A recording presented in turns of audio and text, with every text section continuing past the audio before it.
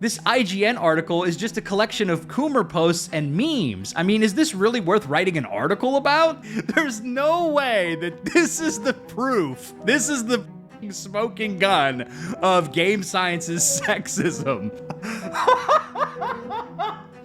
Dude, this is unbelievable. This is unbelievable. Black Myth Wukong is an upcoming action RPG that recently grabbed my attention with its stunning gameplay reveals. Developed by a Chinese company called Game Science, the game is set to release next week. But one thing I kept hearing about is that the developers who made this game were sexist. This was repeated over and over again by mainstream sources like IGN, Gamespot, and The Guardian. It should be noted that allegations against Game Science have surfaced over the years via reports of the developer fostering a sexist culture and work environment, with numerous women in the Chinese gaming community highlighting these problems within the studio. Game Science has repeatedly refused to comment on the allegations. But I never really saw any proof of this supposed sexism. It just kept getting repeated over and over again, like, oh yeah, that game Black Myth Wukong, that's made by the sexist Chinese game studio. So now that Black Myth Wukong is about to release in a few days, and I'm planning on playing the game,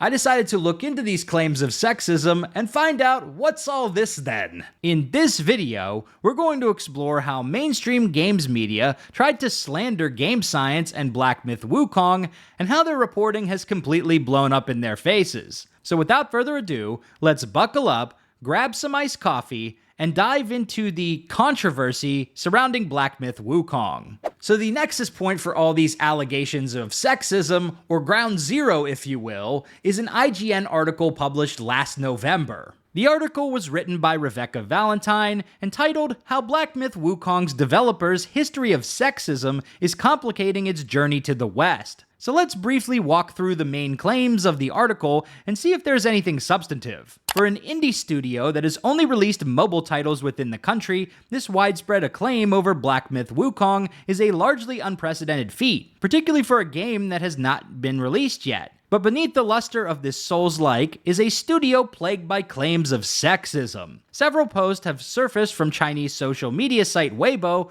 written by individuals from the studio, that contain multiple references to genitalia and innuendos. So basically the developers have been making Coomer posts on social media? Okay. Anything else? There's also a content warning. This article contains a number of quotes from Game Science that contain graphic content and remarks. Geez, this sounds really bad, guys. The main villain of the article is Game Science's co-founder Ji Feng. Based on the framing of this article, which claims a culture of ingrained sexism at Game Science, what do you think Ji Feng has done? A. Assaulted and harassed his female employees. B. Refused to hire women saying they're inferior to men. Or C. Made off-color jokes and analogies on social media. If you chose C, you are correct. In 2007, Ji Feng penned a lengthy article titled, Who Has Murdered Our Game?, where he delved into the difficulties of game development in China. Feng compared failed projects to stillborn babies,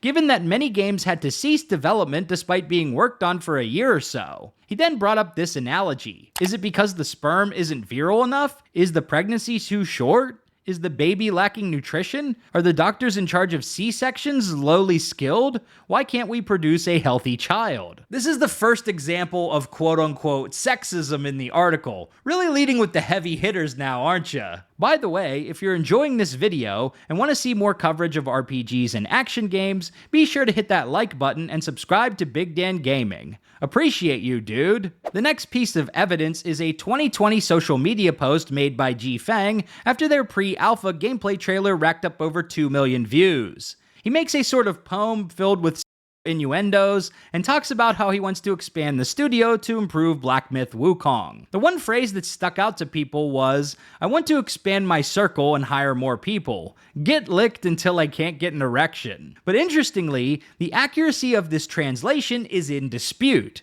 If you see IGN's original tweet linking this article, there is a community note stating, The sexist quotes shown in the article are poorly translated. Accurate translations show these statements being vulgar, but definitely not sexist. The first link is a YouTube video from Asmongold's Clips editor who breaks down the situation. This game journalist, either by sheer incompetence or malice, translated these posts in the most uncharitable way possible. And this is nothing compared to the most egregious mistranslation after one of the game company founders posted this in 2020. Apologizing for the lackluster trailer of Black Myth Wukong just released. In reality, the actual translation completely changes the meaning of what he was saying. Not satisfied, I went back checking if anyone called this out when it happened, and they did. Now, it is worth pointing out that there is some debate about the accuracy of these translations.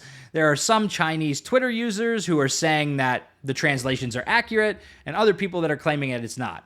I can't speak Mandarin, so I can't really verify this for myself, but regardless, even if these translations are accurate, are these kinds of posts really worth writing a whole hit piece about? The article also mentions some risque recruitment posters circulating in the HR office around 2015, which, interestingly, IGN says they have seen and verified, but they don't show them in the article. They posted receipts for other things, and if they've seen proof of this, why not publish it? So basically the source is, trust me, bro. Also, 2015 was almost 10 years ago. If Game Science doesn't have these kinds of posters in their offices today, isn't that a sign of progress? It really seems like IGN is grasping at straws to villainize this game studio. But then we have the creme de la creme, the Snake Lady. More recently, a technical artist from Game Science, Da Wei, suggested in a post on Zhihu, the Chinese equivalent of Quora, that a female character from Black Myth Wukong, known as the Snake Spirit, can be matched to by looking at her more. Bro, ain't no way. No, this can't be real. This has to be an Onion article, right? There's no way that this is the proof. This is the smoking gun of Game Science's sexism.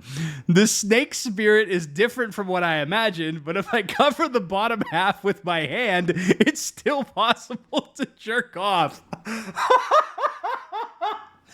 Dude, this is unbelievable. This is unbelievable. The rest of the article goes on to talk about the feminist movement in China and how people are mean on the internet.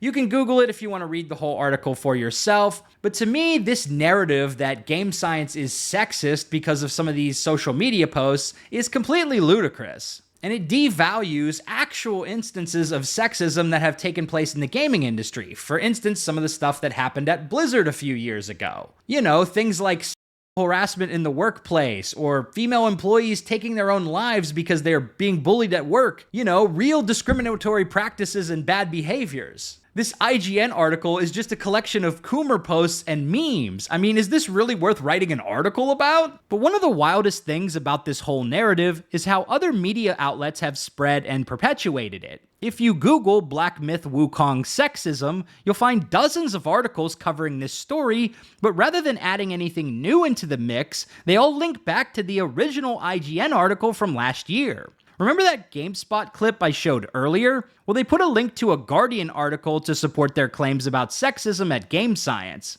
But if you go to the Guardian article, it just points back to the original IGN article from last year, which the Guardian reporter questioned Game Science about during a gameplay demo this summer. I am unfortunately met with very little honest communication when I bring up a report from IGN, which related alleged sexist comments from multiple developers at Game Science, as well as those in leadership roles. I present Ted with the opportunity to address the claims of misogynistic posts, and whether he feels they represent Game Science's values. Instead, I'm shut down with a hasty no comment from their UK PR representative, and then, after a long wait, given a longer statement of no comment via Ted's translator. IGN has also repeatedly demanded a response from Game Science regarding their fabricated narrative of sexism. I had the opportunity to see Black Myth Wukong at Summer Game Fest, though my appointment was admittedly a little strange. I was told as a part of my invitation that Game Science would have a statement